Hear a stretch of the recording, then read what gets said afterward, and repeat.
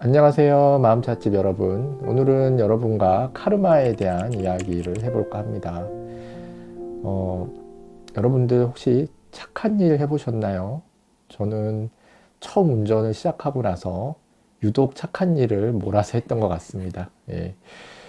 무슨 일을 했냐면, 처음 운전을 시작하면 참 이런저런 사건, 사고들이 많이 일어나요. 예, 내가 잘못한 일도 있고, 그렇게 좀 어리숙하게 운전하는 저를 좀 못살게 구는 사람들도 있고 또 그러다가 가벼운 사고가 일어나기도 하죠. 예. 운전하고 한 2년 정도 됐을 땐가 좀 평소와 같이 정속 주행을 하고 있는데 옆에 차가 한 대 계속 저한테 가깝게 붙더니 옆에서 제 차를 어, 살짝 긁어버렸어요. 그러니까 제 차선을 침범해서 아마 끼어들기를 하려고 했던 것 같은데 제가 뭐 속도를 줄이거나 아니면 속도를 더 빠르게 하거나 이런 노련미가 없다 보니까 뭔가 잘 안 맞았던 거죠. 그래서 음, 거기가 아마 한남동 근처였던 것 같은데 큰 대로변이죠. 거기에 차를 멈춰놓고 이 약간 실랑이를 벌였던 적이 있습니다. 근데 저는 이게 무슨 일인가, 이제 뭐 어떻게 처리해야 되나 이런 좀 고민을 가지고 차에서 내렸는데 이제 상대방은 내리자마자 다짜고짜 큰 소리를 지르면서 운전을 그런 식으로 하면 어떻게 하느냐, 뭐 자기는 잘못이 없다, 뭐 이런 식으로 아주 강하게 저에게 이야기를 하시더라고요. 근데 정황상 이거는 뭐 누가 봐도 제 잘못보다 상대방의 잘못이 큰 상태였습니다. 그런데 뭐 그렇게 막 소리를 지르고 위협적인 그런 태도를 취하는 그분의 모습을 보고 있자니 화가 나거나 아니면 나도 같이 뭐 어떻게 해줘야지 이런 생각이 드는 게 아니라 그분의 그런 모습이 참 처량해 보였어요. 안쓰러워 보이고 나이가 저보다 한 20살은 더 많아 보이고 얼굴이 되게 초췌하고 그늘진 모습이었거든요. 어떻게든 자기가 목소리를 높여서 이 상황을 자기 잘못이 아닌 걸로 모면하려는 그런 모습이 너무 눈에 잘 띄니까 이거는 미워하는 마음보다 이상하게 안쓰러운 느낌이 들더라고요. 그래서 그냥 가시라고 했습니다. 가세요. 예, 그냥 제가 제 차는 알아서 할게요. 예. 제가 그렇게 나오니까 그분도 더 이상 소리를 지르는 게 아니라 이제 뭐 처음에는 깜짝 놀랐죠. 예, 뭐 왜 그렇게 하시느냐라고 하다가 좀 더 가볍게 얘기를 해보니까 이제 그분이 자기 보험도 없는 상태였고 또 남의 차를 빌려서 타고 나오신 거였더라고요. 그러니까 이래저래 뭔가 비용 처리를 하고 하면 돈이 꽤 들어갈 수 있는 상황이었는데 제가 다 괜찮다고 하니까 갑자기 급속도로 친해져서 네, 그렇게 하고 헤어졌던 기억이 있습니다. 수리비 꽤 나왔어요. 수리비 꽤 나오고 예, 거의 한 100만 원 좀 안 되게 나왔던 것 같죠. 오래됐죠. 예, 오래전. 2년 전, 운전 시작하고 한 2, 3년 됐을 때니까 20년 전인가요?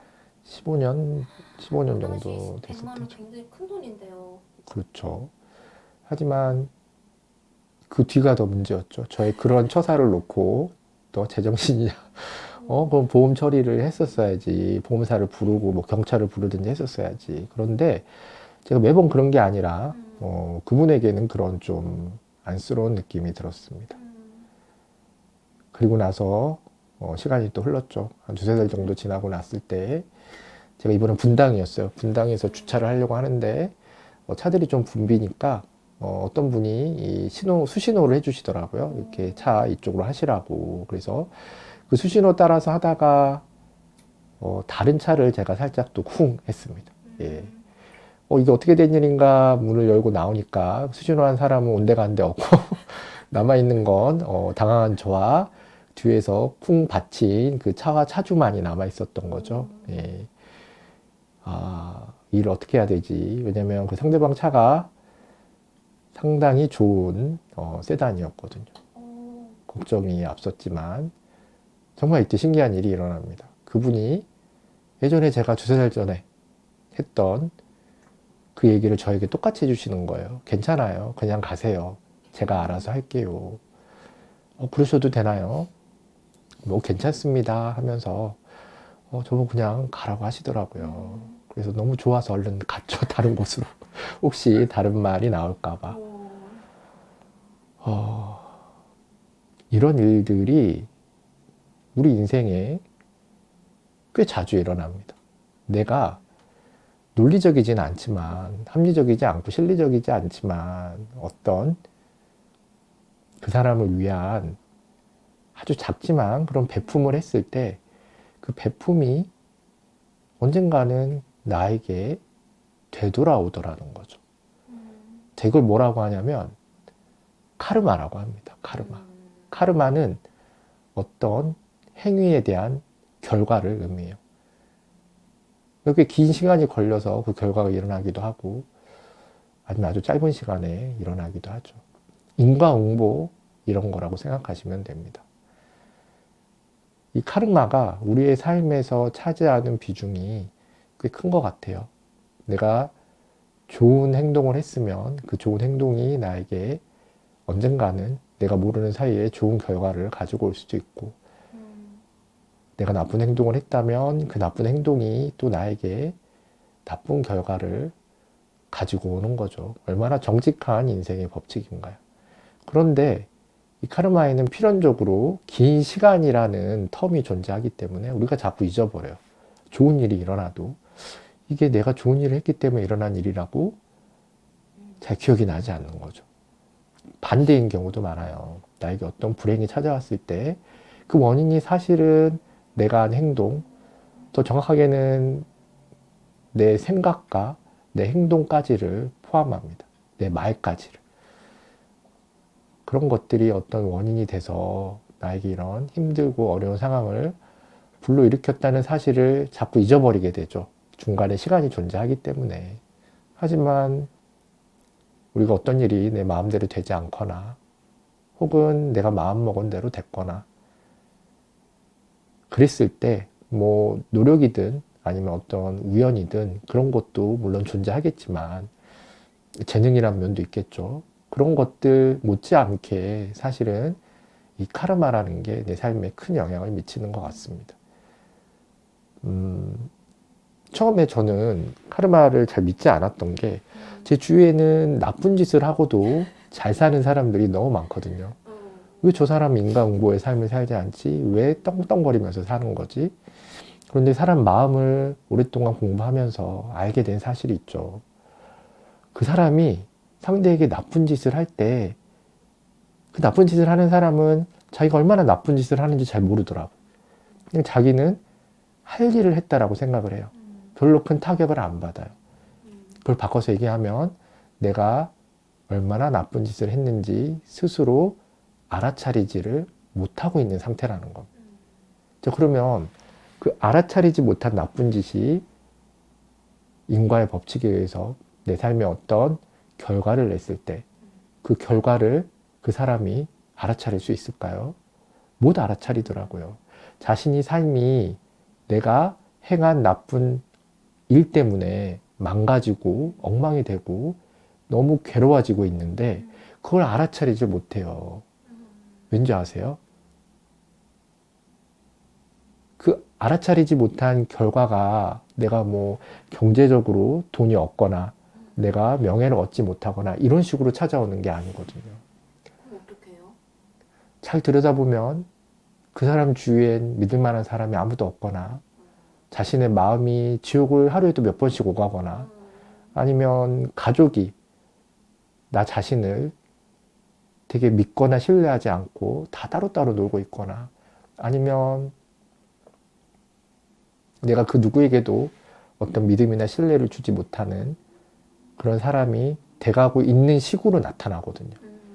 자기는 모르는 거예요. 내가 내 목표를 이루고 내가 원하는 것을 이루는 게 행복하고 가장 좋은 삶이라고 생각하기 때문에 나에게 일어나는 불행을 하나도 알아차리지 못하는 거죠.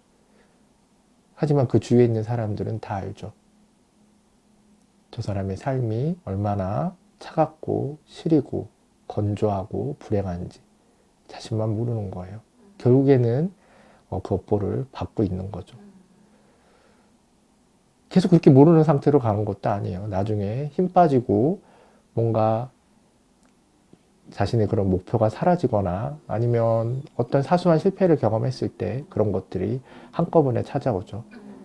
자기 자신에게 찾아오지 않는다면 이 카르마는 윤회가 돼요. 그 다음 생으로 넘어가기도 합니다. 그들의 자손들에게, 그의 주위 사람들에게, 혹은 다시 태어난다면 다시 태어나는 그 사람의 삶 속으로 들어가게 되는 거죠. 누구나 우리는 이 카르마 인생을 살고 있습니다. 그래서 일이 잘 되지 않아도 내 탓이려니 하는 그런 마음을 갖는 게 참 중요한 것 같아요. 자, 그런데 여기서 중요한 게, 그래서 이 카르마가 중요한 게 아니라 사실 오늘 이야기해드리고 싶은 부분은 이 다음 부분이죠. 이 카르마는 좋은 카르마도 있고 나쁜 카르마도 있어요. 근데 우리가 될 수 있으면 이 좋은 카르마의 삶을 살기 위해서는 이 다르마라는 것을 공부하셔야 됩니다. 이 다르마는 바른 길이라는 뜻이에요. 예를 들어서 내가 종교가 기독교이신 분들은 성경이 다르마겠죠. 내가 불교를 믿는 사람들은 불경이 다르마가 되겠죠. 자, 그런 종교가 없는 사람들의 다르마는 늘 일상 속에 놓여 있습니다. 예를 들어서 내가 부모가 됐어요. 부모의 다르마는 뭘까요? 헌신과 돌봄입니다. 그런 얘기가 있잖아요. 아이들은 부모의 청춘을 먹고 자란다. 근데 그거를 우리가 너무 괴롭게 생각할 필요가 없다라는 거예요. 그건 부모의 다름하고 부모가 가야 될 바른 길입니다. 그 바른 길을 갔을 때 내가 헌신해야 되고 내가 돌봐야 되는 그 기간이 지나면 내 마음이 엄청 커져 있고 성장한 걸 느끼게 돼요. 그 다르마의 길은 우리의 마음을 성장시킵니다. 우리의 영혼을 성장시키죠. 그리고 예를 들어서 내가 어떤 사업체의 리더예요. 그 리더의 다르마는 뭐죠? 책임감과 고독함입니다. 어떤 리더더라도 막중한 책임감을 느끼고 그 속에서 무수한 선택을 하는 고독함을 느끼게 되죠. 이 다르마는 나를 괴롭히기 위한 것들이 아니라 이걸 통해서 이 과정을 잘 거치고 났을 때 그 결과로서 마찬가지예요. 내가 리더로서의 마음이 성장하고 내 영혼이 더 성숙해지고 내가 세상을 바라보는 관점이 남들보다 훨씬 더 크고 무언가 더 아름다울 수 있는 거죠. 우리가 이 카르마로부터 뭔가 좀 더 좋은 삶을 살 수 있는 지혜를 배우고 싶다면 나의 카르마가 다르마의 길을 갈 수 있도록 다르마의 베품과 견딘과 인내와 성장을 따를 수 있도록